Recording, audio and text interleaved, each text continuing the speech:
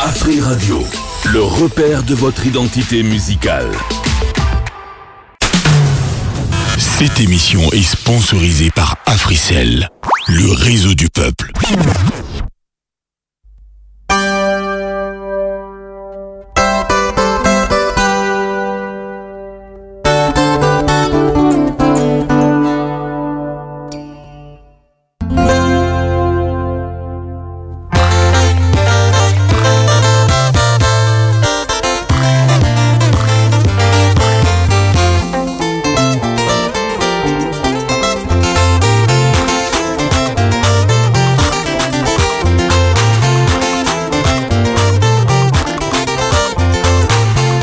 Merci balandi émission Bokundu Bwarumba neti bomesano mbote mingi na mabota mbote mingi bisika bozali o bazana ndako bazakolanda biso na Kinshasa na 54.7 na Matadi également 54.7 o bazali na Lubumbashi bazolanda biso na 91.4 na PCP mbote na ba radio partenaire o ba relaka émission Bokundu Bwarumba à travers la radio des radios Afri Radio. Lelo bokolanda biso na régie son tozana Frank Mbaya et na régie vidéo tozali na Agape Kajama. Lelo tokolobela les trios dans la rumba congolaise. Tomoni na rumba congolaise ba musicien ba Grand Calais, bazali ba musicien bazakoyemba solo.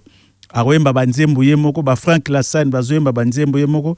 Tomona pe ba musu bazoyemba dio mibale bazoyemba mais lelo tokolobela ba trio ngo musu ezali soit des musu bazaka trio baza 3 chanteurs musu baza trio 2 chanteurs guitaristes moko. Donc il y a eu beaucoup de trios na musique congolaise mais tozwaka toujours et chanter na émission na biso po to illustrer ngo.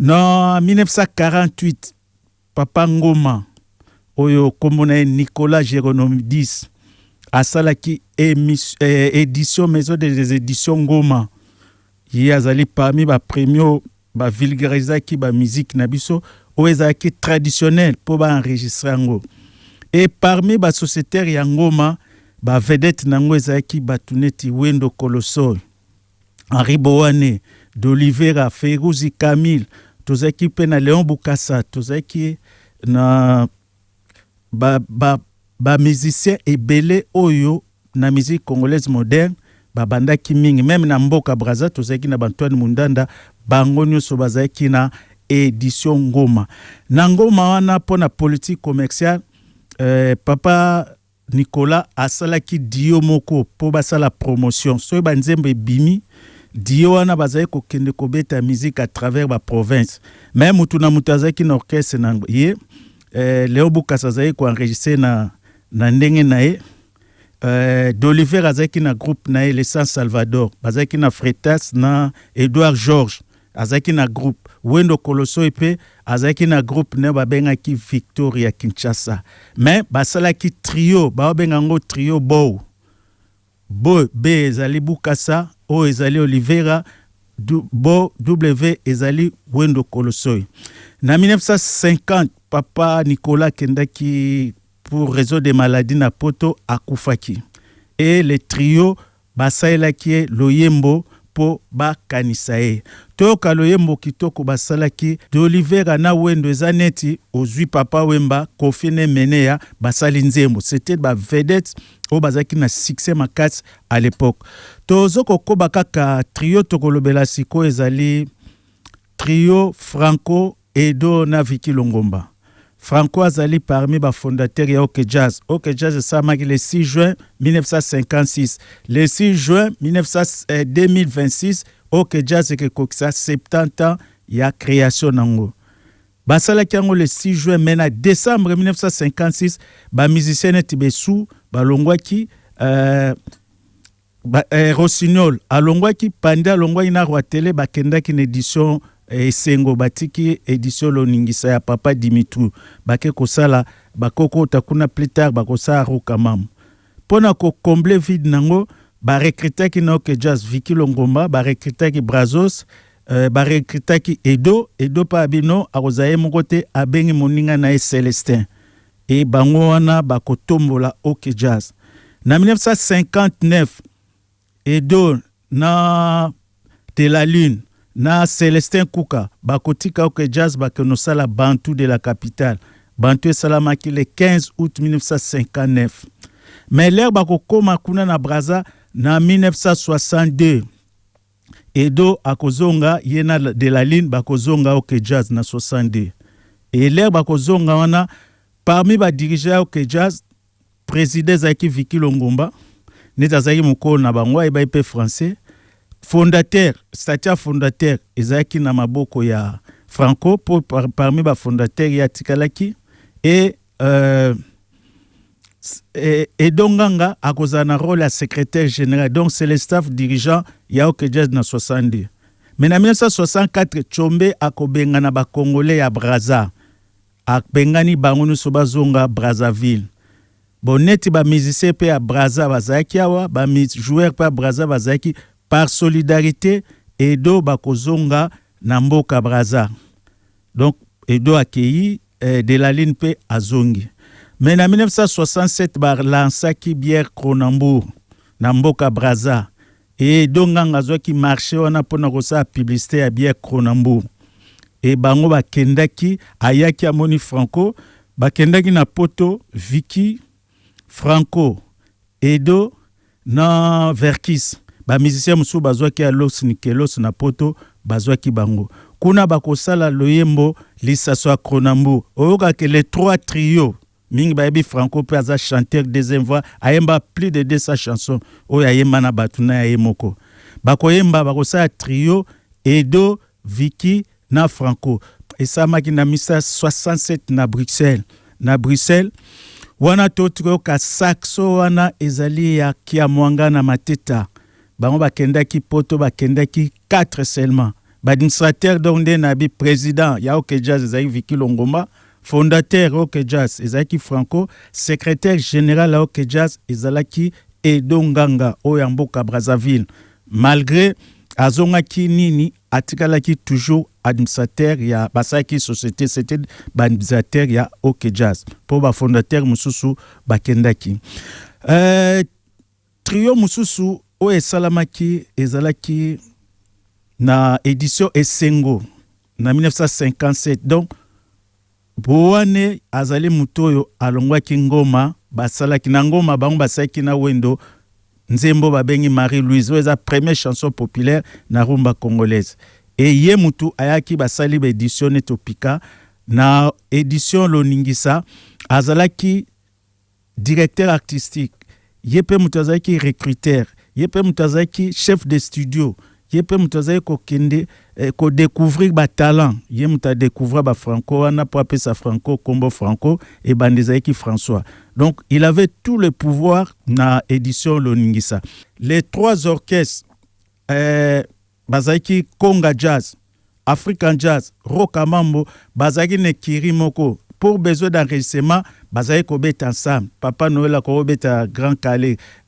ko yemba na nzembo ya Rokamambo yango toki koyoka voix ya Rossignol azako boaka Grand Calais ndenga tozolo ba trio c'est comme babi trois personnes en Dieu tomoni Dieu le Père Dieu le Fils Dieu Saint-Esprit net betanga mobutu bazo ba 3 Z comme pays Z comme argent Zaï comme argent Zaï comme fleuve donc na musique na bisope ba trio et salamaki et belé depuis des années 50 net lobi trio beau ezaki na maison des éditions Ngoma bazaki trio ezaki Bukasa ezaki d'Olivera ezaki Wendo tomoni pe na OK Jazz ba trio ezaki neti Viki Edo na Franco tomoni pe trio totolo bela trio Beros wana ezalaki Bukasa Esu na Rossignol ezalaki na édition Esengo ya Dino Antonopoulos yazaki commerçant grec to landana no publicité à sponsor nabiso Africell grâce na ye bozo landa biso esika tozali grâce na ye pe na ba réseau boza kolanda biso bon tokozonga sima to landa publicité. Vous aimez apprendre, vous aimez jouer et surtout vous aimez gagner? Participez au quiz AfriGPT d'Africell. Testez vos connaissances et gagnez des cadeaux chaque jour et chaque semaine. Tous les jours, répondez à 3 questions simples et tentez de gagner des gigabytes ou encore un accès gratuit à AfriGPT valide 7 jours. Et ce n'est pas tout. Répondez sans faute au quiz de la semaine et tentez de gagner des routeurs et des MiFi et plein d'autres prix. Tapez tout simplement étoile 1063 dièse, jouez, apprenez et gagnez chaque jour avec Africell. Africell, le réseau du peuple, votre réseau. Bonne nouvelle pour tous les abonnés d'Africell. Le service Afrimani est désormais sur l'application My Africell RDC. Des transactions aux frais les plus bas, des forfaits exclusifs au meilleur prix du marché. Ça, c'est Afrimani. Alors, téléchargez la mise à jour de l'application My Africell RDC sur Apple Store ou Google Play.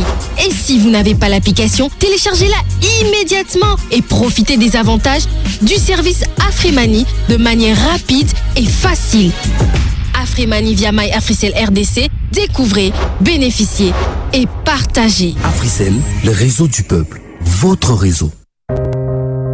Chez Afri Radio, nous ne diffusons pas simplement des spots. Nous racontons votre marque. Nous la connectons au public. Nous la faisons vivre. À la radio. Sur le digital et sur le terrain. Parce qu'aujourd'hui, l'attention est une ressource. Pour tout contact, 0900 100 523. info@afriradio.cd. Votre marque mérite plus qu'un spot, elle mérite une présence. Afri Radio, impact, visibilité, résultat.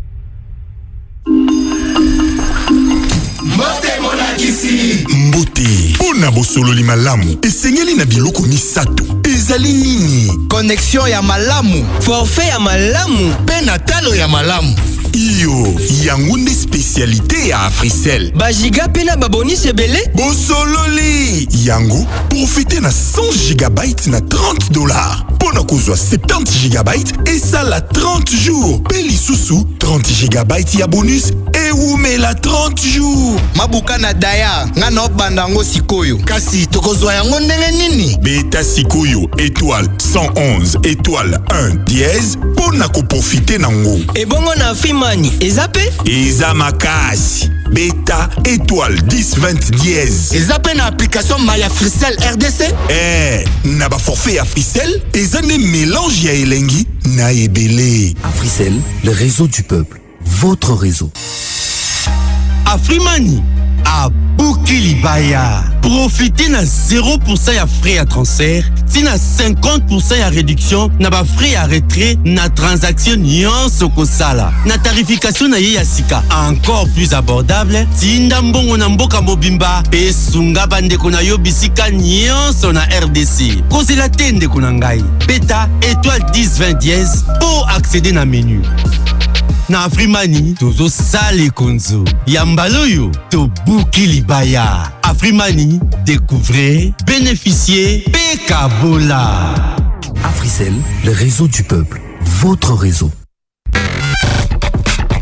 Vous êtes en train de suivre l'émission Bokundu Boarumba, présentée par Herman Bangibayo. Merci Balandi émission Bokundu Barumba. Merci na sponsor Nabiso, les réseaux des réseaux Africell oyaza ko permettre bino bokoka kolanda biso. Lelo toza kolobela oyetali ba trio. Ezale belé mais par rapport à tant to sélectionner moi échantillon boye baba trio ezalaki na musique na biso. Siko tokolobela trio Fides et l'axi Filokola S D l'axi DS Impopoloa yazaki saxoniste S eza Seske Molenga oyo azaki drummer na 1970 justement na décembre Tabule Rochero na African Fiesta National bakendaki kobeta na Olympia mingi balobaka aza premier africain do ya mobile abeta na Olympia za Rochero, mais avant il y avait deux femmes, Oul Kaldoum aza égyptienne azaki grand cantatrice ya obeta na Moyen-Orient, obeta pe na Afrique du Nord, ayaki pe obeta na Europe. Et ensuite, il y avait Myriam Makeba à Betaki avant Taboulé. Taboulé azali na mibali azat liboso, mais na Bafricain nyoso azali 3e. Ba Betaki kuna basaki presque un mois de prestation, 2 fois zaki o bazaki mise en vedette et mususu wana bazako beta enlever les rideaux tout et tout. Mais na retour nango ba musicien na ye balobi balongo basala pe ba disque na bango. Parmi 3 wana bazaki misatu. Basali trio Fides. Fi elaxi fi lokola, de wana elaxi deyes impompoloa, es elaxi seske molinga. Bango bakendeki na édition Philips, ya Mese Vidal, bakende po basala banzembo. Et 3 trios, les trios, bakendeki bazwaki ba musicien. Mais là bani basala nzembo Rochero ayoki yango, akosala menace pa mundele. Abiyongi kopanza orchestre soko meki bakobengano kozonga mboka. Mundela moni bonga bangi filoko la zongi na African Fiesta Nationale et pompa zongi seske molenga biya kozonga te il faut asala enregistrement. Seske akotikala ako recruter Pepe Kale, ako recruter Dilu, ako recruter ba Yosa Jossar, bakosala Bakuba. Orchestre Bakuba ezaki pona enregistrement. Les barosala orchestre wana Bakuba après Rochero a récupéré Seskin Molenga a kozonga. Donc les trios wana ekosuka kaka wana les 3 déserteurs bakozonga nara. Mais loyembo parmi basalaki et ça qui succès à Seskin Molenga puis c'est bandaki Bakuba. Tokomona Bakuba ne ke pesa naissance na Kuba Mayopi et ke pesa pe Empire Bakuba. L'air basisi ba enregistrement wana Seskin azongi nini. Okomona ke orchestre na komona ngo Bakuba. Pas Empire mais Bakuba. Et que pesa naissance na des orchestres. Bakuba Mayopi, Bakuba Mayopi ba musicien ou batikala kiwana. Diluye akolongwa. Pepe Kale bakozoye na Verkis akoma ko accompagner orchestre Bela Bela na orchestre VV. Po na komitu na kaya VV mutaemba ngoza Pepe Kale wana na sali Empire Bakuba te bazwene ti musicien studio o batikala ki basali Bakuba Mayopi laksi Madilu Yosa na Pindu e bandai Pires e komi Pindu do basali Mayopi ndenge bayemba ki wana na Dilu sikoyo mutakopesa Madilu kombo komo na Jean Dédié Bialo. C'est Yosa mutakopesa Madilu. Donc Dilu ndenga za kuna ache Madilu. Azo mbape deuxième voix neti Dilu. Et ça qui keba na komi na Barumbu baninga ba beta Yosa pona wana. Donc basali Bakuba Mayopi. Bakosala pe succès makasi. Bakosala succès makasi, bakosala banzembo makasi, les trio wana trio Mayopi le babengaka Bakuba Mayopi za kombo na bango misato. Madilu, Yosa na Pindu. Parmi banzembo basalaki o Madilu azaki na succès déjà bien avant kota OK Jazz. Tomoni ndenge nini Seske Molenga longwe na African Fiesta Nationale akeko sala banregistrement na Bakuba après azongi Yosa na Madilu na Pindu basale Bakuba Mayopi mais Verkis akozwa Pepe Kale na Niboma baza ba musicien ya studio. Bango baza ko accompagner orchestre VV soit ko accompagner Bela Bela. Na un certain moment Verkis azui asombeli Pepe Kale instrument. Place ceux qui vont ko silika Bela Bela elongwe na édition VV. Ye akozwa Dilumona akozwa pe Amine d'enfance Papitex bakosala le trio Kadima. Trio Kadima po basala Empire Bakuba trio Kadima laksi kabasele yampana wana Pepe Kale Dilumona ya José na Matolu do de Papitex bango bakosala trio Kadima. Le bakosala trio Kadima wana ekepesa nani soki va ngukanda ye akolongwa wana bakoko sala édition na bango les frères Soki bravo les frères Soki bakeno sala maison d'édition balongwe na ekiri VV et Verkis akosala pe apesi Niboma ba instrument akeno sala orchestre lipwa.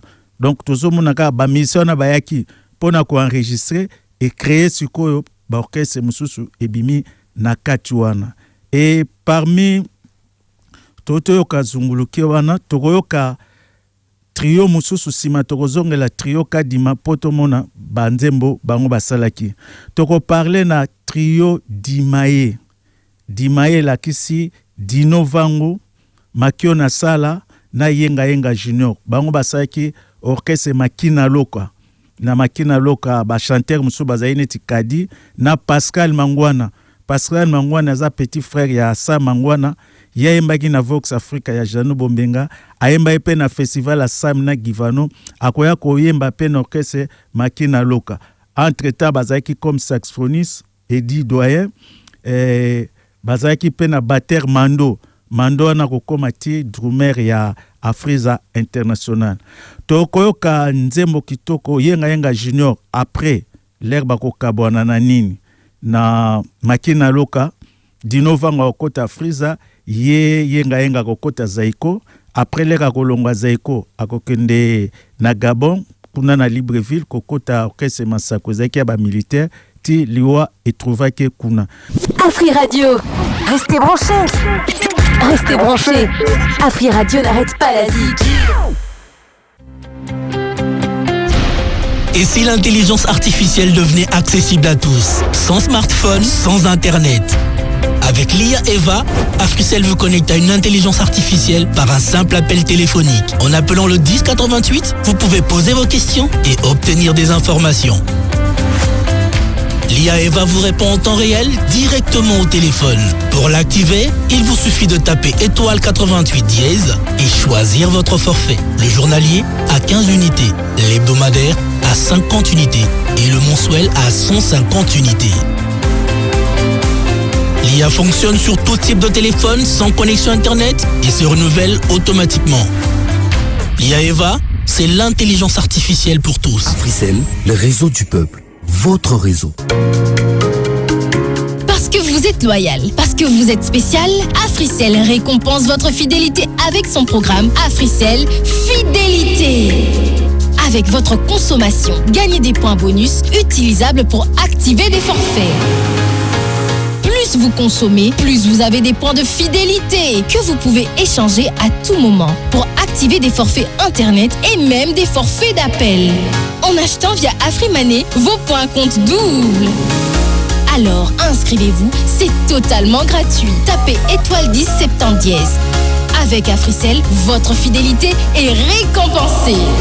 Africell, le réseau du peuple. Votre réseau. Chez Afri Radio, nous ne diffusons pas simplement des spots. Nous racontons votre marque. Nous la connectons au public. Nous la faisons vivre. À la radio. Sur le digital et sur le terrain. Parce qu'aujourd'hui, l'attention est une ressource. Pour tout contact, 0900 100 523. info@afriradio.cd. Votre marque mérite plus qu'un spot, elle mérite une présence. Afri Radio, impact, visibilité, résultat.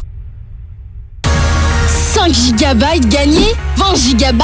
Waouh, 100 GB remportés. Hein? Comment ça? C'est la roue des cadeaux d'Africell.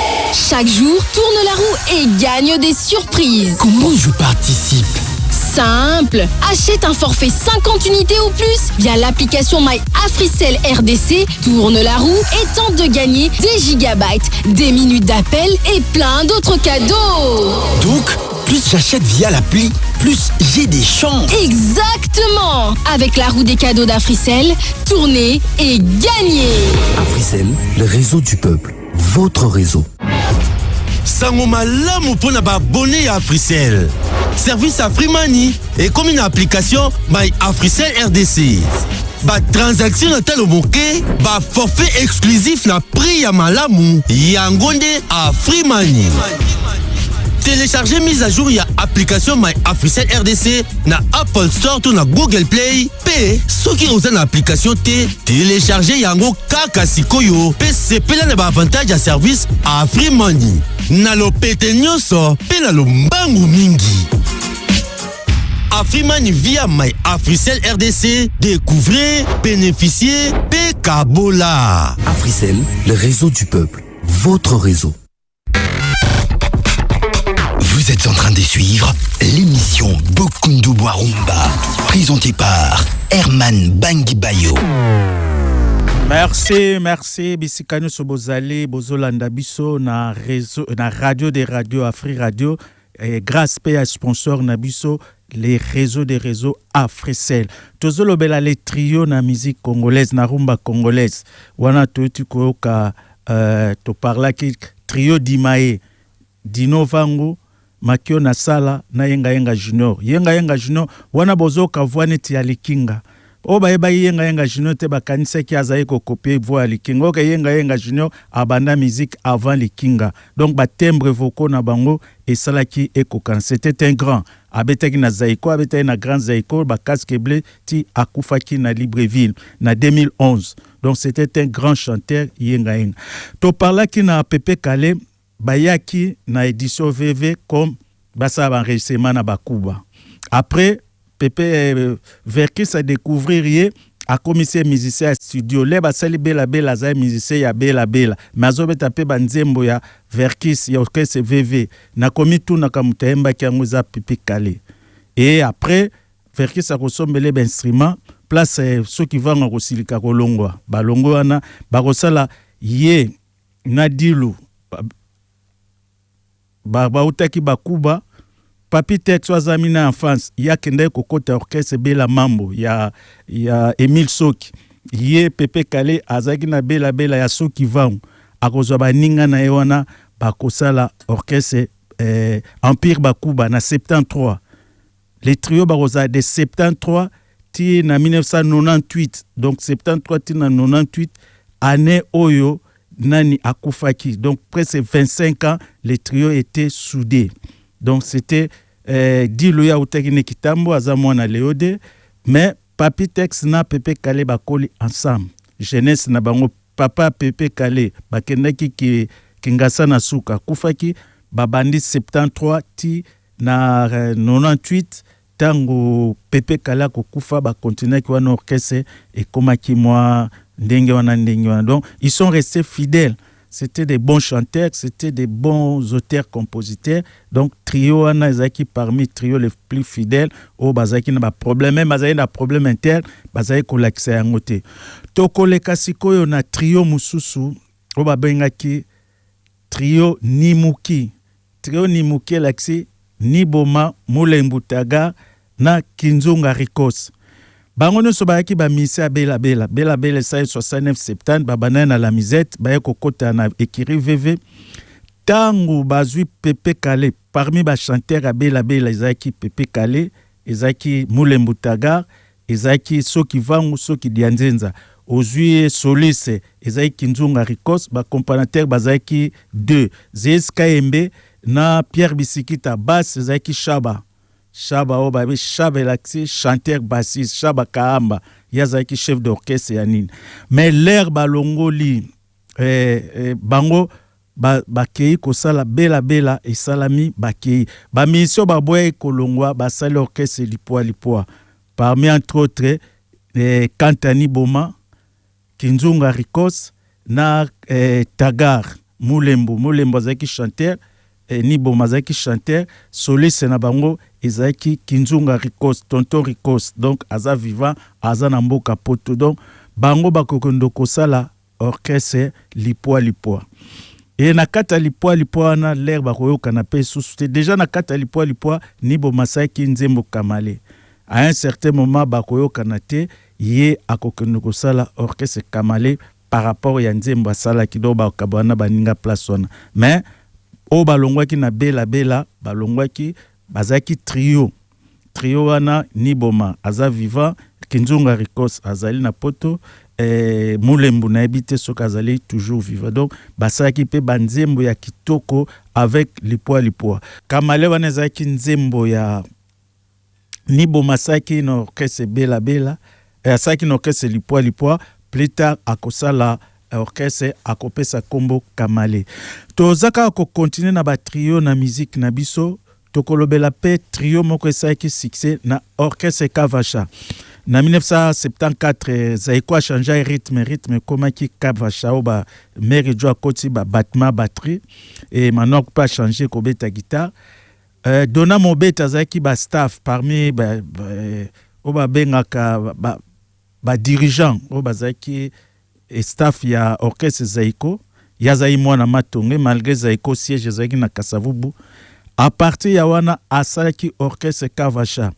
Orchestre Kavasha na akobenga Mopero wa Maloba. Wazaki guitariste, chanteur, auteur, compositeur à Makas. Et bazaki pe na troisième larron wabenge Mambole. Mambole azaki kocha voix moko ya likolo. Ye azaki kocha voix deuxième. Na kati na bango bazaki na commandant. Babenge commandant Dona Mobeti. Et bango basaki pe succès na orchestre na bango. Kombo nango ezaki Kavasha. Et basaki banzemba succès. Et salaki pe succès ya Makas. Donc matonge komaki. Puis c'est viva et yokoya après. Orchestre presque la plupart ezaki na commune à Kasavubu. Matonge avait pas grand chose.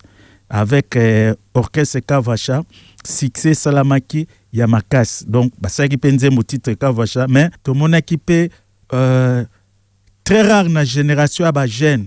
Na troisième génération mona mutu ayemba kabeta guitare. Guitare wana mutu azo yemba Mopero wa Maloba epe mutazo beta solo. Ndenge tabule ya zaikobe non Francois zaikobeta na OK Jazz ndenge pe Bokelo isenga zaikobeta. Il y avait pas beaucoup de gens mazobeta. Toi qui on a trio commandant tozana orchestre Chama orchestre Kavasha yango ekopesa biso orchestre Chama commandant Dona Mobeti Mopero wa Maloba na Mambole oba oti kobeta biso nzembo na kitoko. Donc il formait un trio. Ndenge na baki orchestre nzembo Kamale esaki orchestre Kamale ndenge Mopero ler bakolongwa bango na Mambole bakenusala orchestre Chama.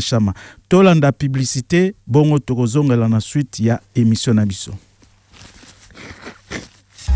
Afrimani à Boukilibaya. Profitez na 0% ya frais à transfert, si na 50% ya réduction na ba frais à retrait na transaction nyonso kosala. Na tarification na ye ya sika encore plus abordable, tinda mbongo na mboka mobimba pe sunga bandeko na yo bisika nyonso na RDC. Kozela tende kuna ngai. Beta étoile 10 20 dièse pour accéder na menu.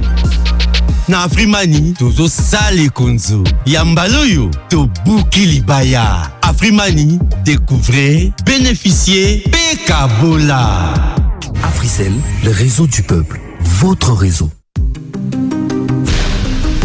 Vous aimez apprendre, vous aimez jouer et surtout vous aimez gagner? Participez au quiz AfriGPT d'Africell. Testez vos connaissances et gagnez des cadeaux chaque jour et chaque semaine. Tous les jours, répondez à 3 questions simples et tentez de gagner des gigabytes ou encore un accès gratuit à AfriGPT valide 7 jours.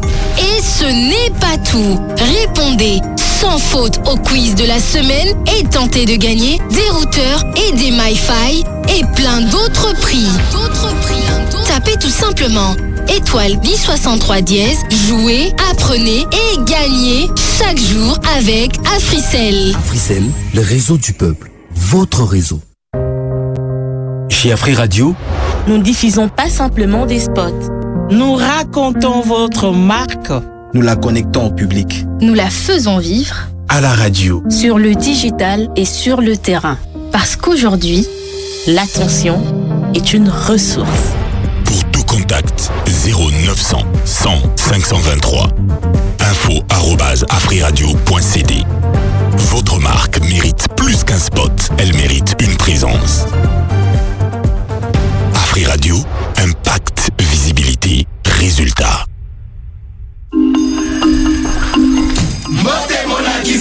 Mbote pona bosololi malamu esengeli na biloko misato ezali nini? Connexion ya malamu, forfait ya malamu, pe na talo ya malamu.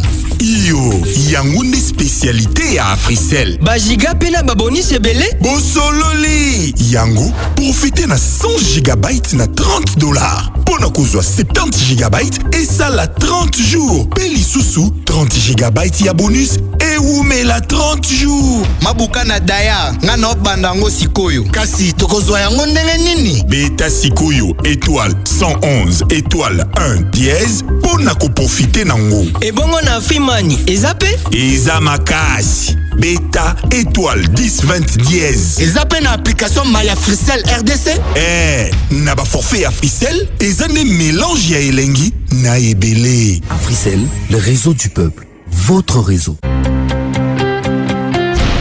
Et si l'intelligence artificielle devenait accessible à tous, sans smartphone, sans internet?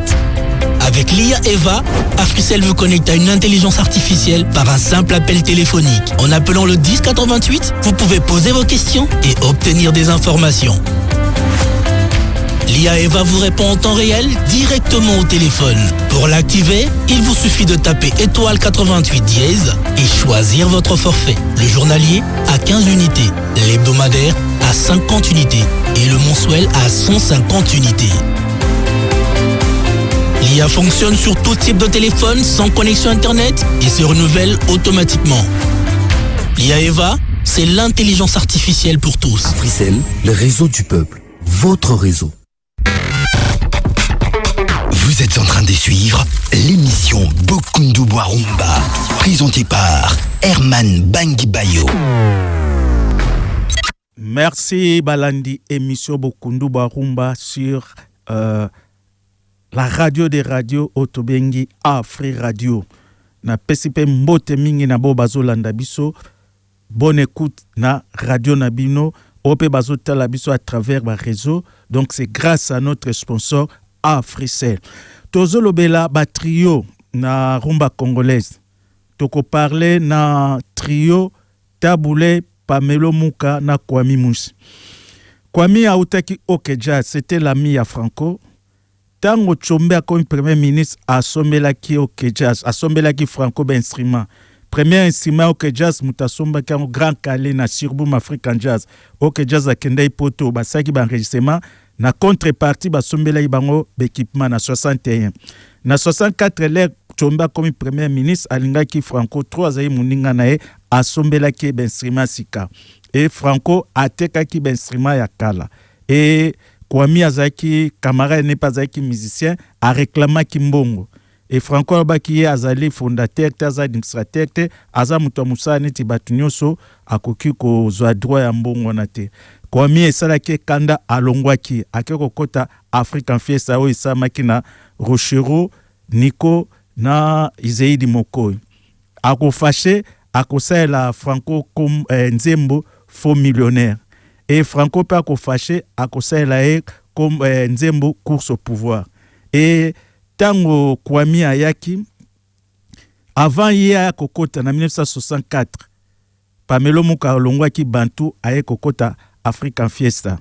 Bayaki na boibanda, bazui ye, Rochero azui Pamelo, azui boibanda te, na retour, Mujo Sazaro zonga Braza, akutani na Franco Azako tikaye, bakutani, place bakozwa Michel, boibanda kokota Okejaz. Et Pamelo Muka, ye akokoma, ayaki na Kishasa na 64 na février, na African Fiesta. Et basaki pe l'air, Kwami akoya kokota basalaki pe ba trio ya kitoko entre Rochero, Kwami na Pamelo. Les trio wana ezaki trio bato ba kokota Fikin donc Sukasa zaki champion Fikin.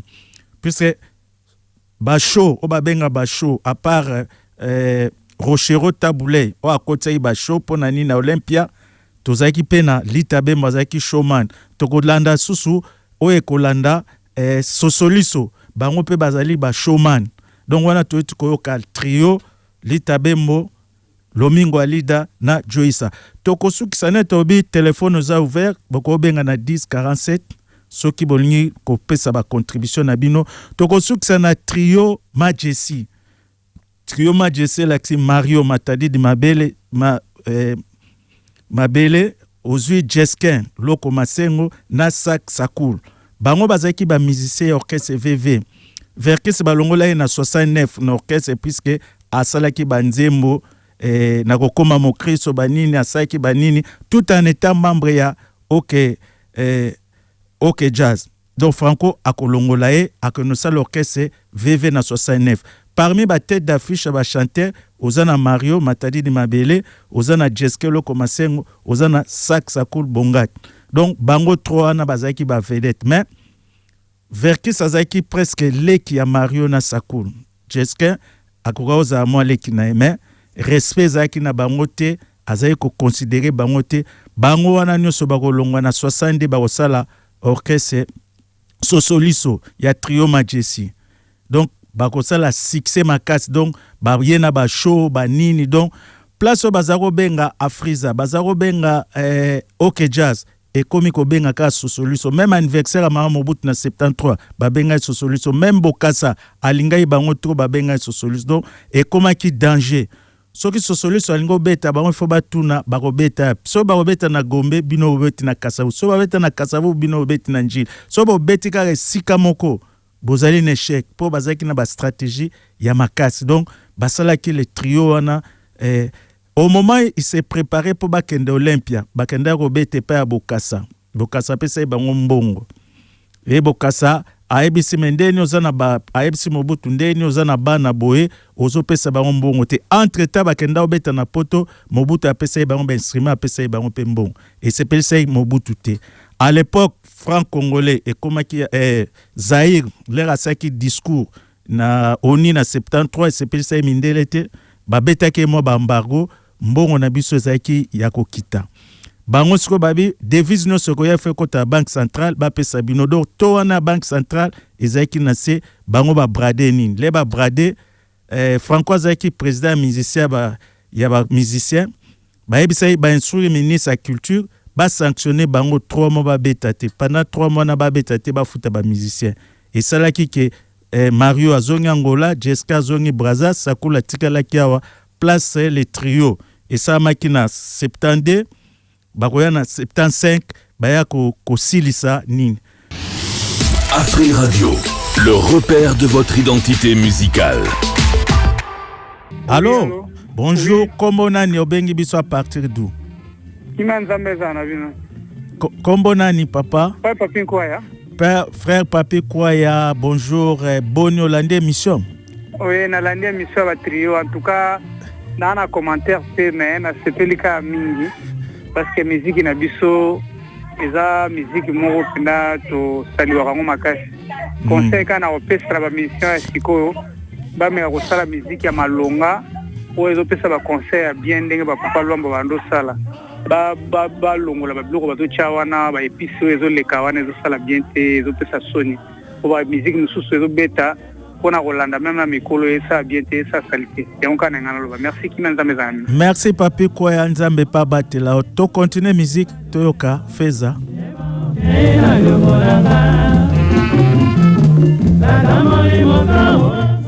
Allô, bonjour papa, comment on bengi biso à partir d'où? Bonjour papa Herman, na bengi na Njili, comment on a maître Salopard? Allô? Maître Salopard, mais oza Salopard, te zaka a combo. Zaka a combo, papa Herman, boko yambala pas si boyini. Te za régie, eza technique, peut-être koko so bapelle au même moment bo beng mo belé. Propre olobi nini papa pour émission na biso lelo. En tout cas, monsieur Zaki Toko Makasi, singa zo dite na bina tout moment na ngai kana zo éclaircissement à propos ya trio Majesty. Bango misatu ba utaka orchestre moko tout mon amuta orchestre na et puis na trio o ya Empire Bakuba Dilu ayaka ka kokota kuna pona ebi ki bebe kalina apite so utaka sika mwa zena posa ya ma éclaircissement kaka. Merci. Merci monsieur les salopards. Le trio Majesty bautaki Jeskin avant ya na VV autaki pa bombenga na Vox Afrique.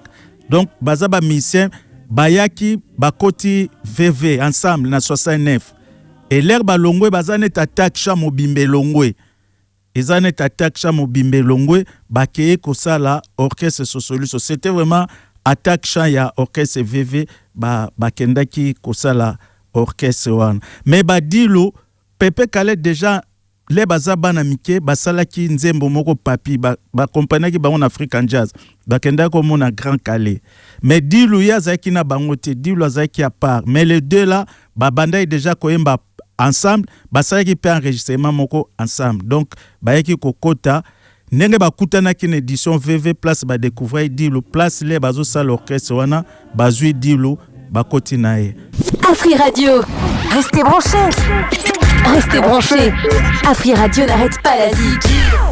Merci Régie, merci Franck Mbaya na régie audio, merci Agapé Kajama na régie vidéo, merci coordination Maestro Jarot, lelo tolobelaki ba trio na musique congolaise. Merci Nabino Eskanyo Sobozaki pona kolanda biso, émission na biso lelo esiliawa tokokutana samedi prochain. Bye.